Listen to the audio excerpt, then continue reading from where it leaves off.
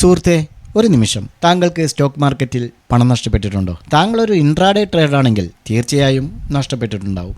പ്രത്യേകിച്ചും ഒരു option buyer ആണെങ്കിൽ. മാർക്കറ്റിനെ കുറിച്ച് മതിയായ അറിവില്ലാത്തതും ഒരു കാരണമാണ്. പോയത് തിരിച്ചു പിടിക്കുകയും ലാഭം നേടുകയും വേണ്ടേ? പക്ഷേ ഞങ്ങൾ പറയുന്നത് കേൾക്കണം. അങ്ങനെയെങ്കിൽ താഴെ ലിങ്കുണ്ട്, കയറി വരിക. എന്നാൽ പിന്നെ അവിടെ വെച്ച് കാണാം.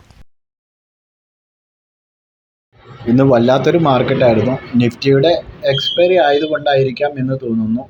രാവിലെ തന്നെ വല്ലാതെ വലച്ചുകൊണ്ട് താഴത്തേക്ക് പോയി, പിന്നീട് മേലേക്ക് വന്നു. അവിടെ നിന്ന് അങ്ങോട്ടൊരു കൺസോൾട്ടേഷനിലൂടെ മുന്നോട്ട് പോവുകയായിരുന്നു.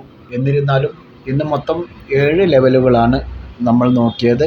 അതിൽ 5 പ്രോഫിറ്റും ഒരെണ്ണം യെസ് ഹിറ്റായിട്ടുണ്ട്, ഒരെണ്ണം കോസ്റ്റിൽ ഇറങ്ങേണ്ടി വന്നു. അതേപോലെ തന്നെ നമ്മുടെ ജനറൽ ഗ്രൂപ്പിലും ഇന്ന് 3 ട്രേഡുകൾ നമ്മൾ സജഷൻ ചെയ്തിട്ടുണ്ടായിരുന്നു. 3ഉം നല്ല പ്രോഫിറ്റിലാണ്. വീഡിയോ കാണുന്നവർക്ക് ഞങ്ങളോടൊപ്പം ചേരാൻ താല്പര്യമുണ്ടെങ്കിൽ ഇൻട്രോയിൽ പറഞ്ഞതുപോലെ താഴെ ലിങ്കുണ്ട്, അവിടെ വന്ന് നമ്മളോട് ബന്ധപ്പെട്ട് ബാക്കി കാര്യങ്ങൾ സംസാരിക്കാം. നിങ്ങൾക്ക് പഠിക്കാം, കൂട്ടത്തിൽ ഏൺ ചെയ്തുകൊണ്ട് മുന്നോട്ട് പോവുകയും ചെയ്യാം. എല്ലാവർക്കും നമസ്കാരം. വേൾഡ് മാർക്കറ്റിന്റെ പോസിറ്റീവ് സൂചനകൾക്കിടയിൽ ഇന്ത്യൻ മാർക്കറ്റും ഇന്ന് നേട്ടത്തോടെയാണ് ട്രേഡിംഗ് ആരംഭിച്ചത്.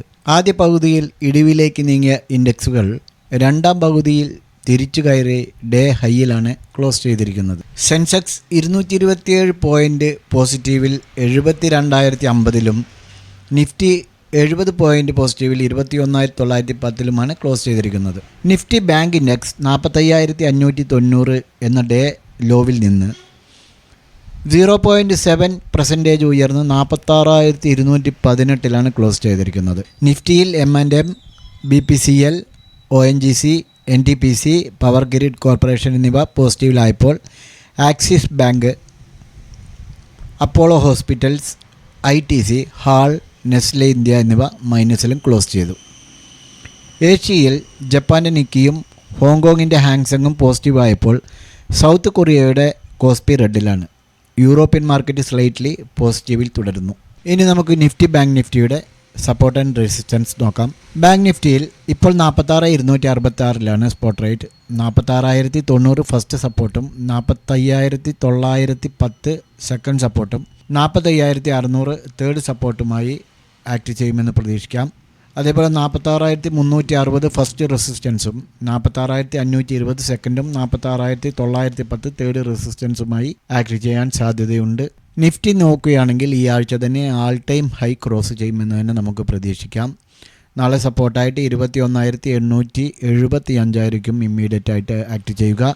21,835 സെക്കൻഡും 21,795 തേർഡ് സപ്പോർട്ടുമായി ആക്ട് ചെയ്യുമെന്ന് പ്രതീക്ഷിക്കുന്നു.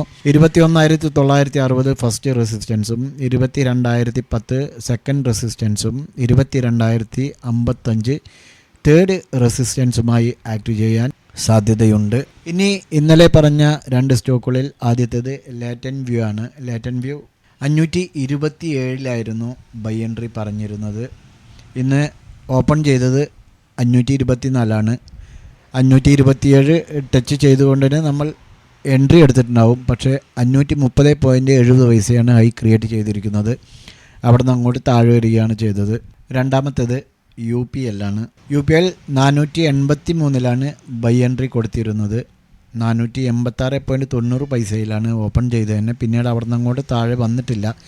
അതുകൊണ്ട് അതിൽ നമുക്കൊരു എൻട്രി ലഭിച്ചിട്ടുണ്ടാവില്ല. ഇനി നാളത്തേക്കുള്ള 2 സ്റ്റോക്കുകൾ നോക്കാം. ആദ്യത്തേത് ബർജർ പെയിൻ്റ് ആണ്. ബർജർ പെയിൻറ്റ് ഒരു പാരലൽ ചാനലിൽ മൂവ് ആയിക്കൊണ്ടിരിക്കുന്നത് നമുക്ക് കാണാൻ കഴിയും. ഇന്ന് ക്ലോസ് ചെയ്തിരിക്കുന്നത് 552.95. നാളെ 552.95 താഴെ വരികയാണെങ്കിൽ 552-ൽ നമുക്കൊരു സെൽ എൻട്രി പോസിബിളാണ്. 556 സ്റ്റോപ്പ് ലോസ് വെക്കണം. 548, 545 എന്നിങ്ങനെ ടാർഗറ്റ് വയ്ക്കാവുന്നതാണ്. രണ്ടാമത്തേത് കൊച്ചിൻ ഷിപ്പ്യാർഡാണ്. കൊച്ചിൻ ഷിപ്പ്യാർഡ് നമ്മൾ നേരത്തെ പറഞ്ഞിട്ടുണ്ടായിരുന്നതാണ്. ഒരു കപ്പൻ ഹാൻഡിൽ ഫോമായി കൊണ്ടിരിക്കുന്നു. നാളെ ഈ ഒരു ലൈൻ ബ്രേക്ക് ചെയ്യുകയാണെങ്കിൽ 865-ൽ നമുക്കൊരു ബൈ എൻട്രി പോസിബിളാണ്. 859 സ്റ്റോപ്പ് ലോസ് കീപ്പ് ചെയ്യണം. 870, 875, 880 എന്നിങ്ങനെ ടാർഗറ്റുകൾ വയ്ക്കാവുന്നതാണ്. ഈ 2 സ്റ്റോക്കുകളും നിങ്ങളുടെ വാച്ച് ലിസ്റ്റിൽ ആഡ് ചെയ്യാം. ഈ പറഞ്ഞ സ്റ്റോക്കുകൾ നിങ്ങൾ ട്രേഡ് ചെയ്യുകയാണെങ്കിൽ സെൽഫ് അനലൈസ് ചെയ്തുകൊണ്ടും നിങ്ങൾ എടുക്കാൻ ശ്രമിക്കുക. ഈ ചാനലിൽ പറയുന്നതും നിങ്ങൾ കാണുന്നതുമെല്ലാം എഡ്യൂക്കേഷൻ പർപ്പസിന് വേണ്ടി മാത്രമാണ്, നിങ്ങൾക്ക് പഠിക്കാൻ വേണ്ടി മാത്രമാണ്. Okay bye.